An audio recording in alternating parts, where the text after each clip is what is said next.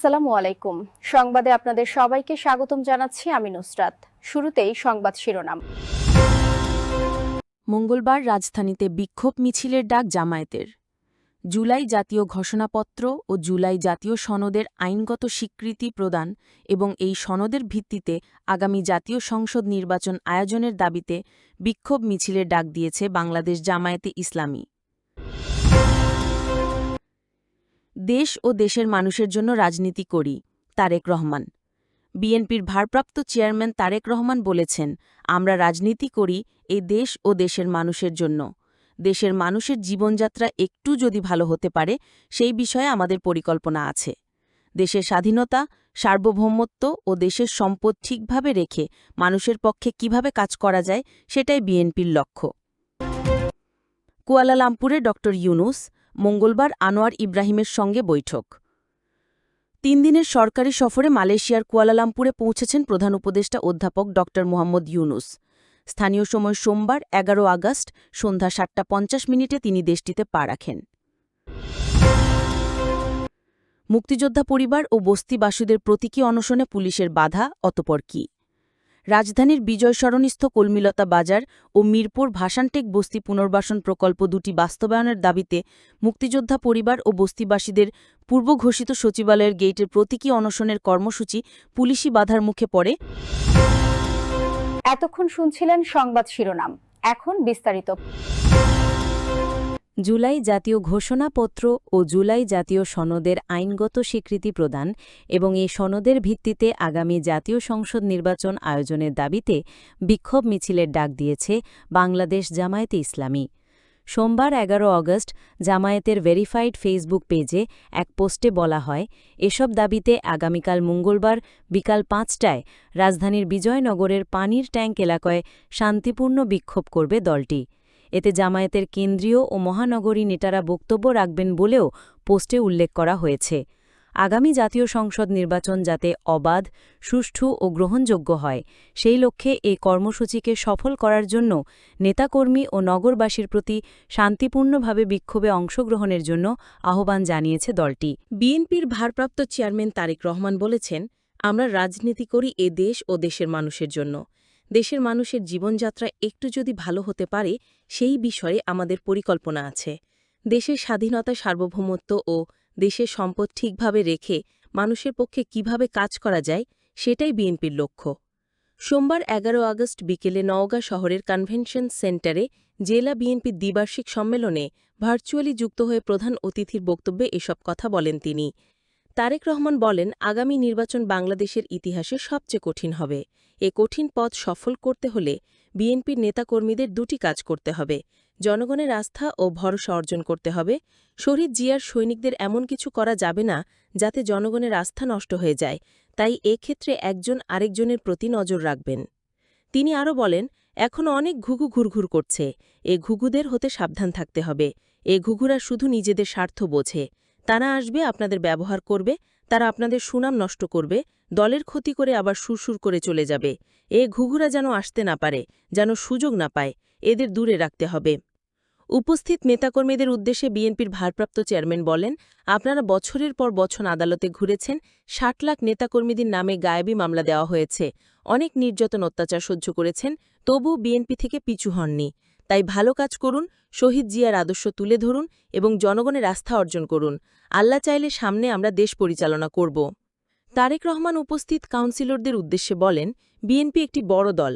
একটি পরিবারে যেমন নিয়মনীতি থাকে ঠিক তেমনি বিএনপিতেও নিয়মনীতি আছে।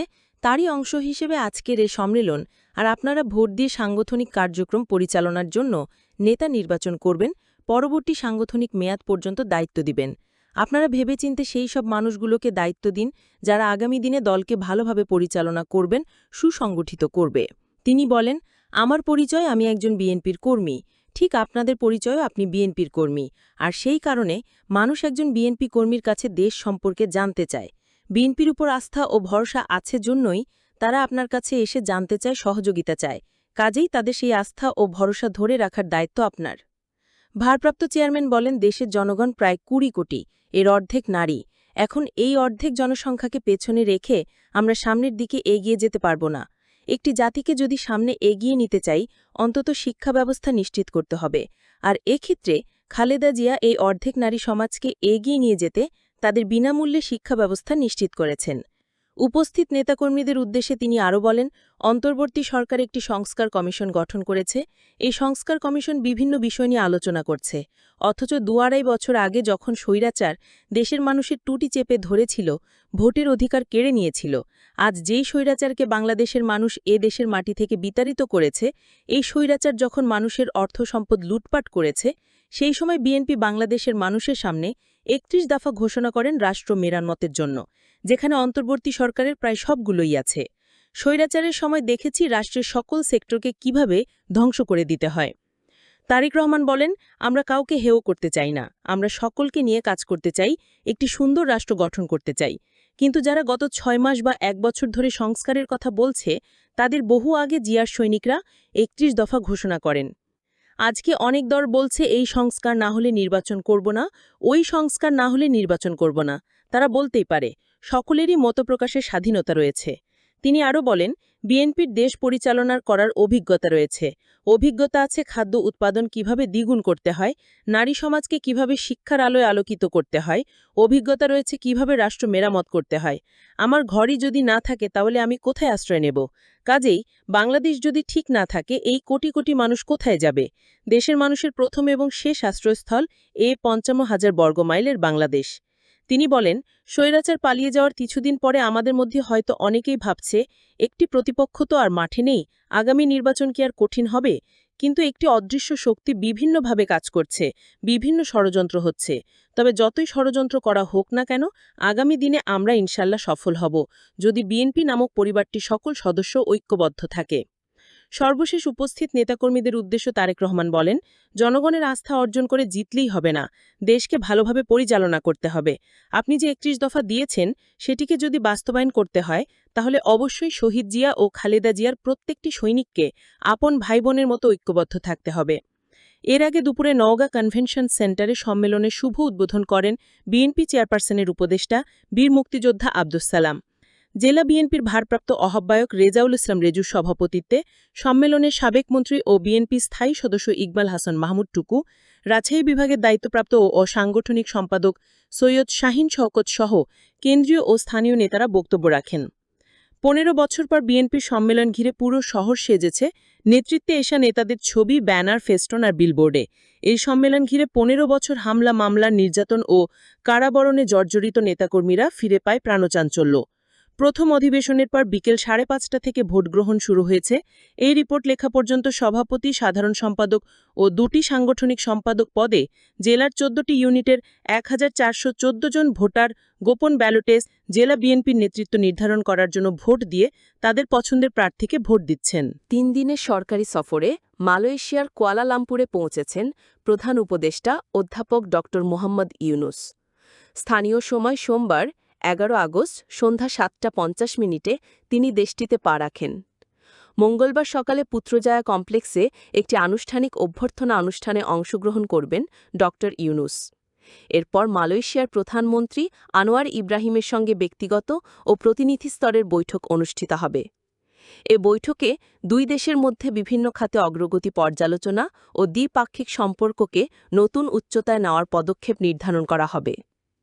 এর আগে মালয়েশিয়ার প্রধানমন্ত্রী আনোয়ার ইব্রাহিম প্রধান উপদেষ্টাকে আনুষ্ঠানিকভাবে স্বাগত জানাবেন। জাতীয় সঙ্গীতের পরিবেশনের মধ্য দিয়ে গার্ড অব অনার পরিদর্শন করবেন অধ্যাপক ইউনুস। ব্যক্তিগত ও প্রতিনিধি স্তরের বৈঠকে মালয়েশিয়ায় নতুন বাংলাদেশি কর্মীদের নিয়োগ, আরও পেশাজীবী নিয়োগ, কর্মীদের সুবিধা ও অধিকার নিশ্চিতকরণের বিষয়ে গুরুত্ব দিয়ে আলোচনা হবে বলে জানানো হয়েছে।